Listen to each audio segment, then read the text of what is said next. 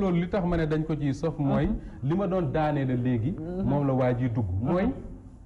dafa jàpp moom maître Moussa Diop directeur général dem Dakar Dem Dikk que ni Sénégal dañ ko war a xar ñaar ñi woteel Macky Sall luñ bëgg war nañ leen koo jox ñi ko woteel lu ñoom na leen xiif rey lu tax ma wax loolu waa ji dafa def benn vidéo benn audio wax ak ay journaliste ne leen man bi ma xëyee suba bi mu dégg résultat yi mu ne bi ma yeewoo dégg résultat wu Touba yi amoo luul benn envie jël ay bulldozer dem laali Ila Touba ñu ne ko foo ko jëmee mu ne Fouta def ko Ila Fouta lu tax mu ne parce que waa Fouta ñoom ñoo voteel Macky Sall waa Touba voteeluñ ko bi ma jëkkee dégg vidéo bi yàlla xam na ko bi ma ko jëkkee dégg dama reetaan parce que dama jàpp ne da doon def humour ñu enregistré ko yëgu ko dem teg ko ci internet bi wala man noonu laa ko jàppee woon mais yàggul dara ma gisaat beneen vidéo bu ñu bind titre bi maître Moussa Diop persiste et signe ma déglu ko persiste et signe mooy la mu waxoon tey na ci gën a mën a dellu ma déglu ko mu ne waaw Fouta y a beaucoup de choses qui manquent parce que li fi Macky Sall def doyul alors que Touba def na fa lépp jox leen autoroute Ila Touba ba pare Macky Sall référendum voté luñ ko législative voté luñ ko présidentielle bi tey voté luñ ko donc li ma am envie def mooy jël ay bulldozer dem toj Ila Touba yóbbu ko Ila Fouta muy lu garaaw a garaaw parce que bu fekkoon ne man dafay yem ci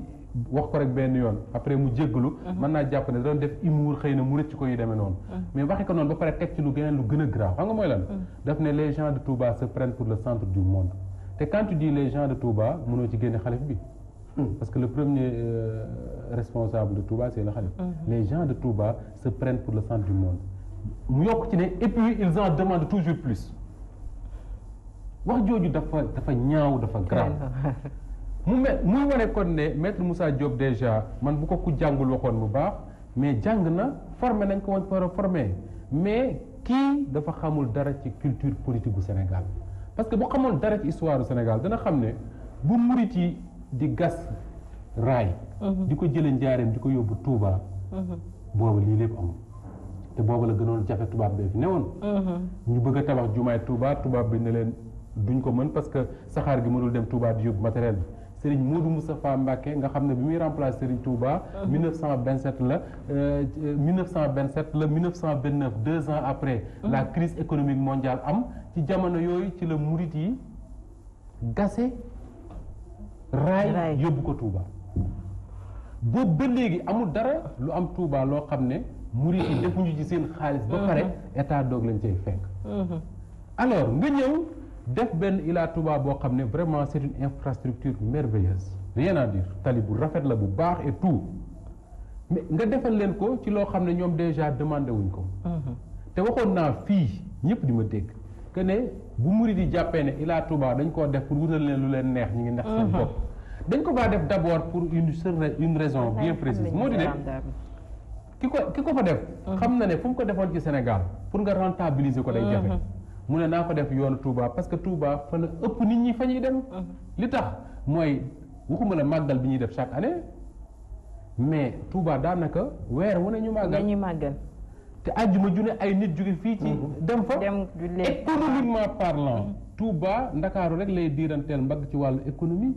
te économie bi wax mooy économie de commerce te économie de commerce boobu dafa soxla ay déplacement ñëw Dakar dellu dem feneen dellu loolu lépp fekk tey boo woowee un entrepreneur chinois ne ko nañ def ay études xool fan lañ mën a def autoroute à péage mu indi rentabilité mais bu ko defee étude Touba la koy def moo tax ñu def ko fa mieux autoroute boobu non seulement dafay desservir Touba mais yemul Touba day permettre ñiy jëm yeneen gox yu mel noonu ba ci Fuuta Gële sax tukki gën a yomb ci ñoom donc su waa ji taxawee wax loolu wax na lu mu xamul ba pare wax lu garaaw mooy dafa boole ñaar yoo xam ne dafay taal am réew mooy d'abord attaquer ay nit ci seen ngëm ci confrérie parce que boo nee les gens de Touba se prennent pour le centre du monde Macky Sall a tout fait pour ñoom te rendre luñ ko l'ascenseur moo di ne yaa ngi attaqué ñoo xam ne lu ñu am ci àdduna Touba moo leen ko gënal ñaareel ba nga ne dañ ko waroon a déjjati def ko Ila Fouta ñan ñoo dëkk Fouta ay mbokkam moom ak mbokku président loolu indi beneen problème muy l'aspect ethnique bi nga xam ne moom laa doon tudd sànq que ni tant que nit ñi ngi voté parce que diw seen mbokk la amul benn problème mais su fekkee ne la classe politique ku mel ne maître Moussa Diop mii ak ñi mel ne moom dañu bëgg a utiliser loolu pour def ko benn éventail nii bu leen neexee ñu yëngal ko nu mu leen neexee ça pose problème et ça crée des dangers moo tax ma gëm ne le président Macky Sall amoon na une bonne occasion d'arrêter cette histoire là une bonne fois pour toutes bu mu fàtte ne am na benn xale bu jigéen bi defoon benn vidéo mais saaga képp kuy olof ci Sénégal saaga yu metti ñu jàpp ko tëj ko fii ay fan après ñu génne ko bàyyi mu dem kenn xamul ba léegi fu mujj xale boobu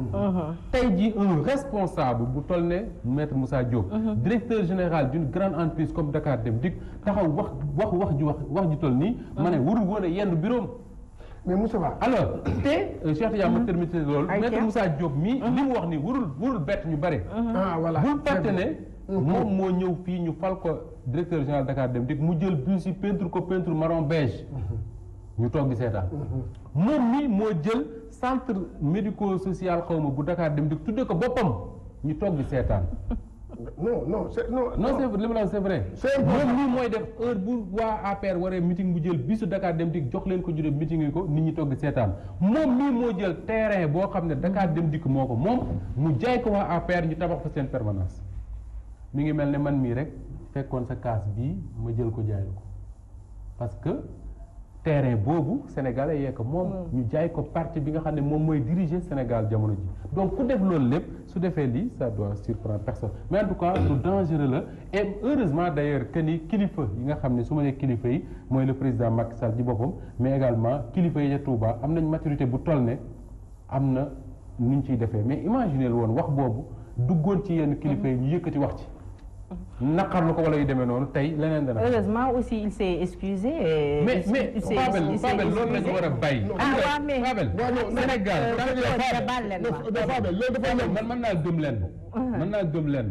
man ak Cheikh Tidiane chaque vendredi ñu toog fii. yàlla xam na ne bés am na wala mën naa am. ñu rëccale wax loo xam ne bëgguñu ko woon wax. loolu boo ko baaloo ñu jéggal la ko. maître Moussa Diop li mu def nii man bi mu ko waxee dans un premier temps nee naa la man bi ma ko dégloo dama ko déglu rek romb dem defi leneen. donc su fekkoon ne ca la yem ñu teg ko ci rajo yi. ñu jéggalu ko ñu mën a comprendre mais daf ko wax ba pare réitéré. voilà loolu mooy problème bi. répété exactement li mu wax. waaw mais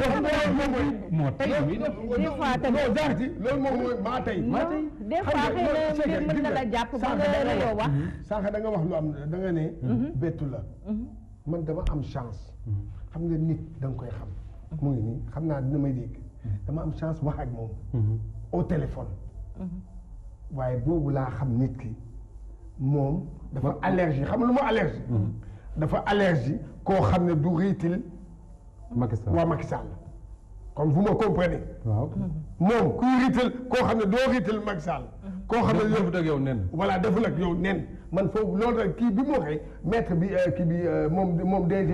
kii bi. mu may dégg.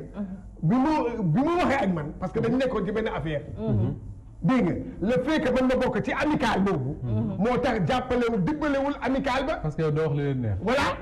man mii amical bi ma bokk comme que man mii man maa jiite amical journaliste yooyu. bi ñu kii bi gars yi demee ba envoyé ko lettre kii ko noonu moom mu tax nu muy waxee ak man. laa xam ne kii dafa ne non kii. Walfadjri la waaw beneen bi y a eu des dossiers moom lépp lu bokk Walfadjri. waaw bëgg ko mu ngi may dégg. parce que man du ma waxantu. mu ngi may dégg bi ma waxee ak moom rek laa dégg nu muy waxee la première chose moom moo ma ko xam nga lu ma wax. non mais yéen Walf il faut ngeen changer seen ligne éditoriale. moo ci tuuti pour changer loolu. moom. moo ci tuuti pour changer loolu. non vous là vous êtes kii nangam. ma xam ne kii fu mu jëm kon kii xam nga lan la. loo tax lii bi mu ko defee man bi mu ko defee. dama xool dama ne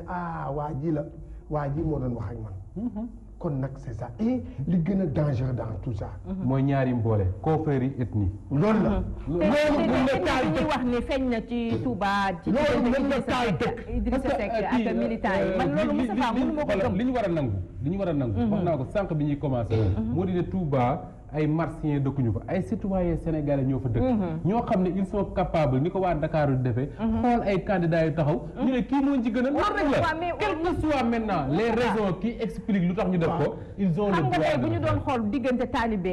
ak sëriñam rek ku ñu war a woteel ci Touba kon duñ fi bàyyi Madické Niang nañu waxante dëgg. nañu waxante dëgg bu bàyyi Madické Niang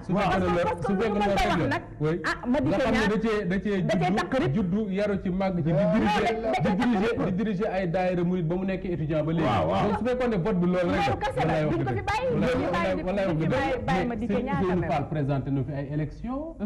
nekk Serigne Baye Fall surtout Mame Cheikh Ibrahima Fall est-ce que dafa tax murid yi woteel ko donc moo tax ma ne la il faut que ces analyses là ñu ciy def attention te lii dafa graaw il faut que ça s'arrête parce que réew mi nee naa la sànq vote bi ni mu tëddoo ñu bari ñu ngi naan c'est un vote régionaliste ñu naan c'est un vote ethnique ñu naan c'est un vote confrérique loolu moo war a tax le président Macky Sall jël responsabilité wu mbir mi rassembler Sénégalais parce que tey lépp solo mooy rassembler Sénégalais mais nag nit suñ ko dénkee dara te matu ko lii Cheikh Tidiane wax lay def man gis nga ni nga may gisee nii je connais beaucoup de grands responsables du PDS de l'APR man j'ai un ami ministre qui siège dans le gouvernement de Macky Sall xam nañ ne man toogum benn yoon ci télé di wax lu neex Macky Sall mais yenn saa yi nga wax ci ba doyal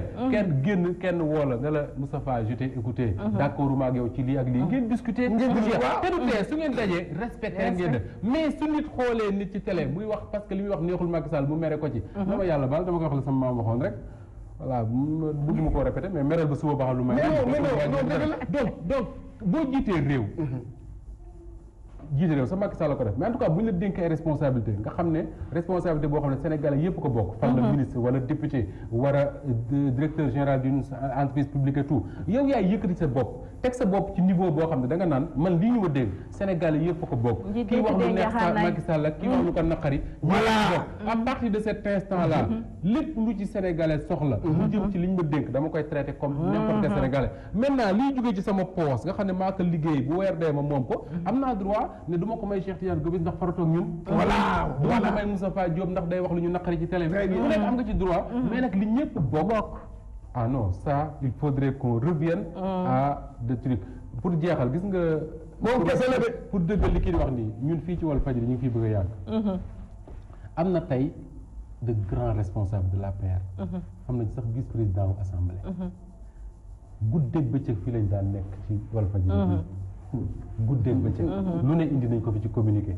fu ne ànd nañ fa ak ñoom mais ba ñu faloo lañ jël seen yoon ñun ñu jël suñu yoon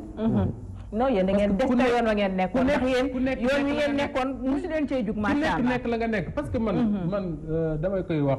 toujours di ko répété man su fekkee ne homme politique bu Sénégal yii ñooy tax ma riche ma xam ne man du ma am xaalis ci àdduna parce que lu ñu bëgg pour joxe seen xaalis nit du ma ko defal kenn man du